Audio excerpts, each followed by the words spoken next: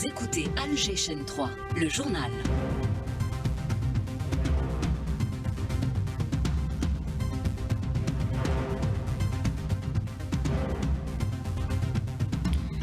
Au sommaire, le chef de la diplomatie algérienne a été reçu hier à Tunis par le président Kais Saïed. Ahmed Attaf, envoyé spécial du président de la République, a souligné l'excellence des relations algéro-tunisiennes dans un contexte mondial des plus instables. À ce propos, la junte au pouvoir au Mali s'attaque à l'Algérie pour cacher ses propres échecs. Des voix d'opposants jusque-là bâillonnées s'élèvent pour réclamer le rétablissement de l'ordre constitutionnel. Dans l'actualité nationale, une nouvelle rencontre entre le président de la République et les membres du CREA est prévue prochainement. Une opportunité pour insuffler un nouveau rythme à l'économie nationale, selon l'invité du jour, l'économiste Mohamed Achir. À propos d'économie, 2 salons internationaux se déroulent quasi simultanément. Le CIMEM, salon de la santé, et le Jazz Agro, salon de l'agroalimentaire. On y fera un tour avec nos envoyés spéciaux. Et puis sport football, qualification historique du CSC en demi-finale de la Coupe de la CAF. Le Mouloudia d'Alger, lui, quitte définitivement la Ligue des Champions.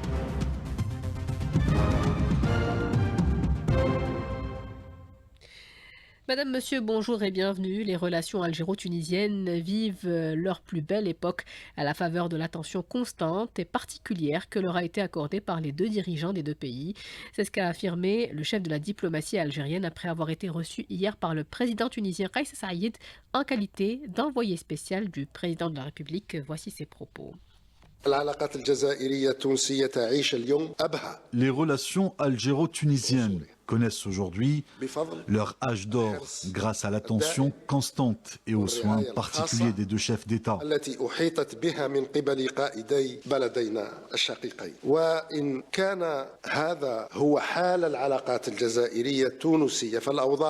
Si les relations entre l'Algérie et la Tunisie se portent ainsi, le contexte régional, continental et international qui nous entoure, malheureusement, ne prête guère à l'optimisme. Le système des relations internationales contemporaines, tant sur le plan politique qu'économique, est en net recul. Ahmed Attaf s'est également entretenu avec son homologue tunisien. Ensemble, ils ont convenu de la tenue de la prochaine grande commission mixte à Tunis durant le 2e semestre de l'année. Au Mali, le colonel Assimi Goïta tente de se maintenir en s'attaquant à l'Algérie, un subterfuge pour faire oublier ses propres échecs depuis sa prise de pouvoir. Témoignage de Adaman Touré, opposant à la junte malienne. C'est inédit et cela est arrivé par la volonté d'un seul homme, le général Assimi Goïta, autoproclamé président, autoproclamé général, qui n'a rien à faire à la tête de l'État malien pour faire oublier son illégalité, sa tyrannie à la tête de notre État. Il est obligé de chercher des conflits par tous les moyens. Voilà un régime qui ne baigne que dans la boue. Il faut toujours chercher des crises, il faut toujours chercher des problèmes pour exister. Il faut toujours caresser l'orgueil national pour faire oublier toute l'illégalité de ces régimes et pour faire oublier l'échec patent de ces régimes en matière de sécurité. En charge de la transition, Assimi Goïta est dans l'illégalité depuis le 26 mars 2024, date à laquelle il devait passer le pouvoir aux civils. Goïta joue les prolongations et use de méthodes musclées pour faire taire ses opposants. Témoignage de Ismaïl Sako, président du Parti social-démocrate africain. La libération d'Assimi Goïta, à l'époque, en 2012, qui était entre les mains des groupes armés, on ne croyait pas, mais moi, aujourd'hui, j'ai commencé vraiment, j'ai appris quand même quelque chose que je ne connaissais pas. Je prenais ça avec des pincettes, qu'il a été un otage des groupes armés dans le passé. Et c'est ça qui explique vraiment le fait que ces militaires félons qui ont les coups d'État dans leur ADN et qui ont mis le pays à genoux et puis ont fait la tête d'Assimi Goïta. Donc voilà, il a été libéré par le passé il y a 10 ans. Parce qu'Assimi Goïta étant Uctus, étant dictateur, étant sanguinaire des populations nomades. Donc nous, on a joué ici avec des faits et avec des faits. C'est-à-dire, on a attendu longtemps la manipulation, la propagande de certains, mais ici, on donne des informations avec des preuves. Et ici, c'est là où il a dit, à l'époque, qu'ils sont là pour transférer le pouvoir dans les mains d'un gouvernement civil. Il faut que les gens arrêtent leur hypocrisie. Arrêtez l'hypocrisie. Voilà, vous venez d'écouter à l'instant l'opposant malien Sandio Morel Kanté. Je vous propose d'écouter cette fois-ci le président du Parti social-démocrate africain, Ismaël Sako. l'engagement de sécuriser notre pays, de ramener la paix, d'organiser les élections et de rendre le pouvoir. 5 ans après, nous sommes dans l'impasse. 5 ans après, nous sommes dans un saut dans l'inconnu. 5 ans après, Assimi Goïta s'est embourbé, il ne sait plus quoi faire, il a perdu pied et il ne contrôle plus la situation qui l'échappe de plus en plus. Le colonel devenu général Félon, Assimi Goïta, dirige le Mali d'une main de fer et après 2 coups d'État, refuse de travailler pour le retour à l'ordre constitutionnel normal dans notre pays, pour que notre pays soit complètement stable et en harmonie avec l'ensemble des pays voisins et que nous pourrons travailler à sa reconstruction. Le Conseil de sécurité de l'ONU tient un briefing ouvert ce jeudi à la demande de l'Algérie et de la Somalie pour discuter des conséquences des agressions de l'entité sioniste contre la Syrie. Une réunion demandée donc par l'Algérie et la Somalie après que la mission permanente de la Syrie auprès des Nations Unies a envoyé une lettre au Conseil lundi concernant les récentes attaques sionistes sur le territoire syrien.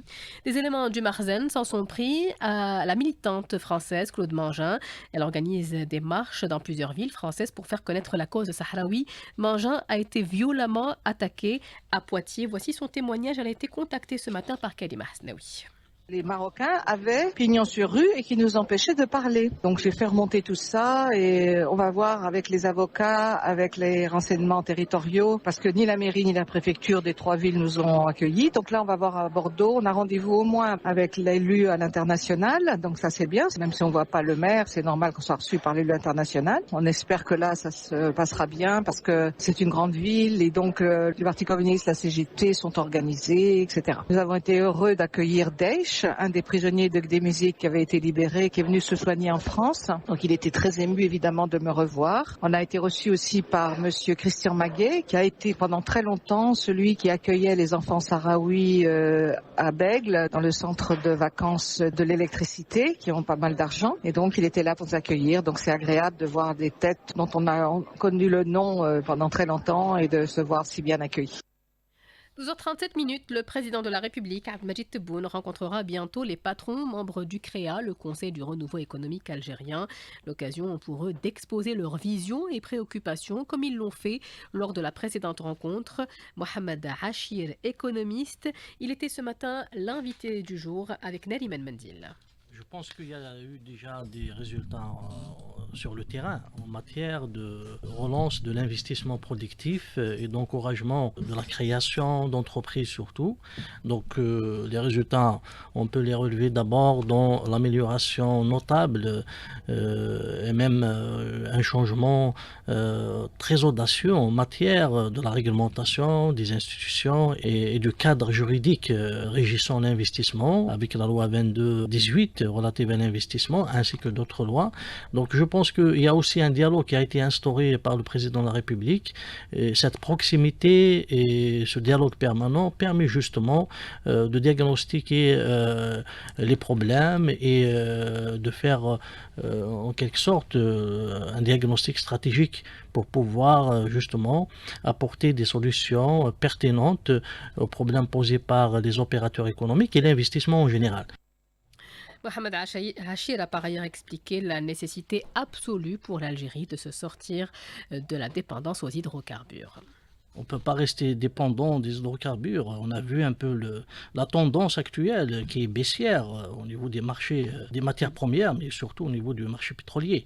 Donc nous devons agir bien sûr vite et nous devons faire davantage d'ouverture pour notre économie. Il faut s'ouvrir davantage. Nous devons capter le maximum des DE. Parce que dans l'histoire de l'économie, surtout des pays émergents, c'était grâce aux IDE. C'était grâce à l'attractivité des IDE, à la stratégie qui a été conçue par ces États, ce qu'on appelle la notion de l'État stratège, l'État développementaliste. Donc ils se sont basés sur des canevas de très long terme. Ils ont construit des avantages concurrentiels et surtout ils ont investi beaucoup dans la formation du capital humain. Parce qu'après tout, c'est le capital humain qui peut faire la différence en matière de compétitivité. Et l'or noir reste fragilisé par la guerre commerciale qui perdure entre les États-Unis et la Chine malgré le revirement hier de Donald Trump sur une grande partie des droits de douane appliqués.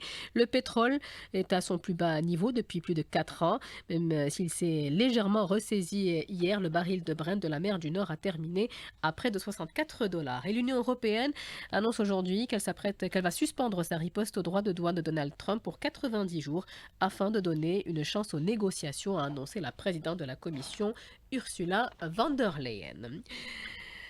Retour chez nous, le CIMEM, le Salon international de la santé, se déroule jusqu'au 12 avril au Centre international des conférences d'Oran. On y présente les toutes dernières nouveautés dans le domaine, à l'exemple de la bioinformatique. Mohamed Hamza Belmadani, notre correspondant à Oran. La bioinformatique étudie les données biologiques avec des outils informatiques. Elle combine biologie, informatique, mathématiques et statistiques. C'est une spécialité qui permet la médecine personnalisée, la détection de maladies ainsi que le développement de traitements ciblés. Elle repose sur des logiciels, des algorithmes ainsi que des bases de données. Le professeur Benkouref Touati, bioinformaticien résident au Canada et président du comité scientifique de Génétical basé à Oran, a présenté lors du salon CIMEM une conférence sur l'écosystème bioinformatique, un fondement de la médecine de précision. Les données algériennes et africaines en général, elles sont sous-représentées dans le monde scientifique. Donc c'est très difficile de pouvoir développer des produits spécifiques à une population dont on ne connaît pas le paysage génétique. Donc aujourd'hui, j'ai essayé de sensibiliser sur le fait que l'écosystème doit s'améliorer dans le sens où la recherche, l'industrie doit s'allier pour pouvoir en fait produire ce genre de données. La sensibilisation des différents acteurs sur l'importance de cette spécialité est primordiale pour son développement en Algérie. Le développement d'un véritable écosystème nécessite d'unir les efforts, de tisser des partenariats et de promouvoir la formation. Le salon CIMEM se poursuit à Oran en présence de 200 exposants. Cette année, des équipements de haute technologie sont exposés, tels que des robots chirurgicaux, des systèmes de radiologie numérique, des solutions de gestion de la santé connectée et du matériel pour les unités de soins intensifs. D'Oran, Mohamed Hamza Belmadani, Alger, Chaîne 3. Le Jazz Agro, salon de l'agroalimentaire, se déroule en ce moment à la SAFEC. Cette édition est consacrée à l'emballage. Les entreprises travaillent sur l'élaboration d'un produit biodégradable et donc respectueux de la nature. Meissa Smail. L'industrie de l'emballage connaît une véritable transformation, de plus en plus orientée vers des solutions plus durables et respectueuses de l'environnement. Et dans ce contexte, les fabricants redoublent d'efforts pour innover, comme le souligne Salim Oukassi, business manager chez BS Maghreb. On essaye avec les clients dans le monde et même en Algérie d'alléger au maximum la bouteille pour réduire les coûts de la bouteille, mais aussi pour réduire l'impact sur l'environnement. La tendance actuelle, c'est d'utiliser le PET recyclé pour refaire des bouteilles qui vont revenir sur le marché. Je pense d'ici quelques années, on va devoir profiter de cet avantage d'avoir un PET recyclé qui se recycle à l'infini, à 100%. L'autre innovation, c'est d'éviter d'utiliser des étiquettes. Toutes les informations sont gravées sur la bouteille. Parmi ces acteurs engagés, Général Emballage mise sur la production de cartons éco-responsables, un axe fort de sa stratégie, comme l'explique Mohamed Bessa, directeur de la communication. Les plus grandes entreprises, les multinationales, et d'ailleurs la préoccupation écologique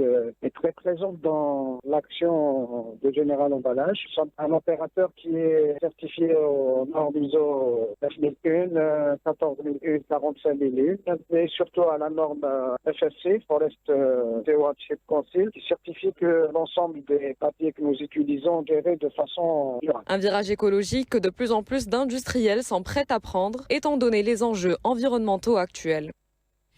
Air Algérie ambitionne de devenir un leader dans le domaine du transport aérien à l'échelle africaine. C'est ce qu'a expliqué son PDG, Hamza Ben Hamouda, dans une interview.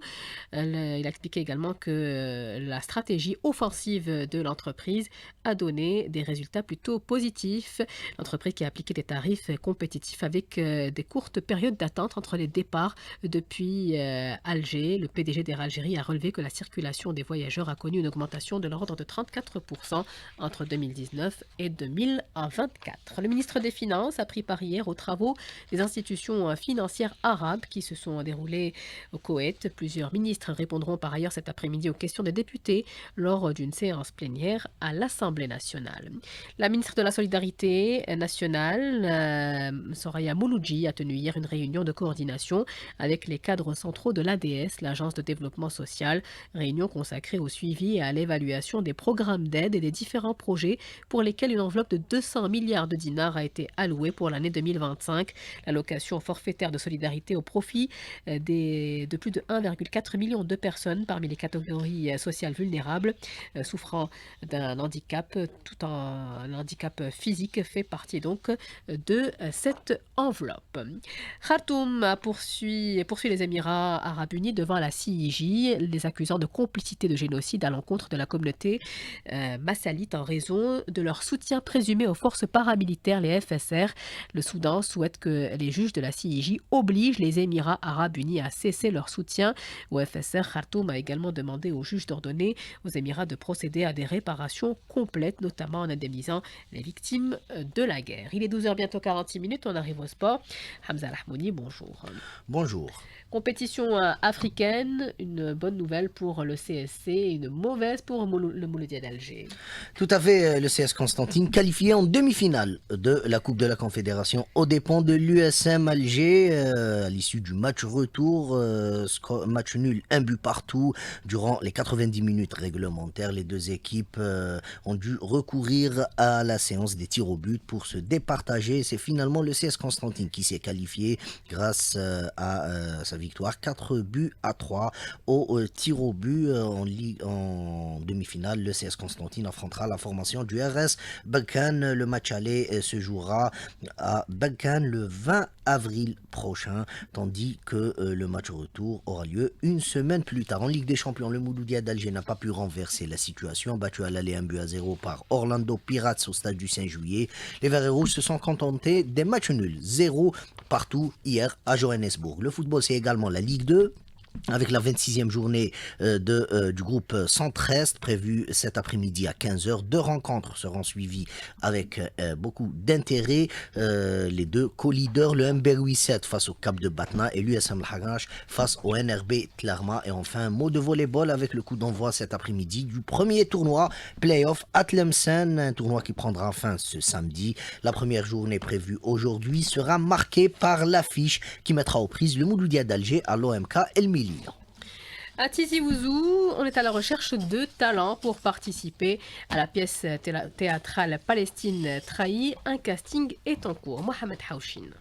Le casting, organisé hier par la direction du théâtre régional Kateb Yassine, aura attiré un très grand nombre d'artistes, de comédiens et de danseurs désireux de jouer dans la nouvelle pièce intitulée La Palestine trahie, tirée d'un beau texte des années 70 du regretté écrivain et dramaturge Kateb Yassine, ce qui a engendré l'embarras du choix au réalisateur de ce projet théâtral Ahmed Rezzaq et toute son équipe. Premièrement, c'est une très grande opportunité par rapport à cette production en elle-même, la conjoncture actuelle où la Palestine elle a été non seulement trahie mais abattue. Deuxièmement, Kateb Yassine, en tant qu'auteur, on refait le spectacle pour refaire vivre toute cette émotion qui existe dans le texte. Tout ce casting à Tizi, il y a beaucoup de talents, beaucoup d'artistes, beaucoup de jeunes qui possèdent des capacités extraordinaires. Plusieurs wilayas, on a même des jeunes comédiens palestiniens qui ont fait le trajet Alger-Tizi pour participer. De son côté, l'artiste chorégraphe bien connu Khadija Guerimi était impressionné par cette grande adhésion pour ce grand projet théâtral. Il y a eu beaucoup de monde et des jeunes bourrés de talent. Le metteur en scène a trouvé aussi du mouvement du corps dans le comédien. Des jeunes venus de plusieurs régions d'Algérie? Oui, exactement. On est à 150 déjà. Ouais. En tout cas, selon le metteur en scène Ahmed Rezzaq, la nouvelle pièce La Palestine trahie pourrait être prête d'ici la fin du mois de mai. Tizi Ouzou, Mohamed Haouchin pour Adjachin 3.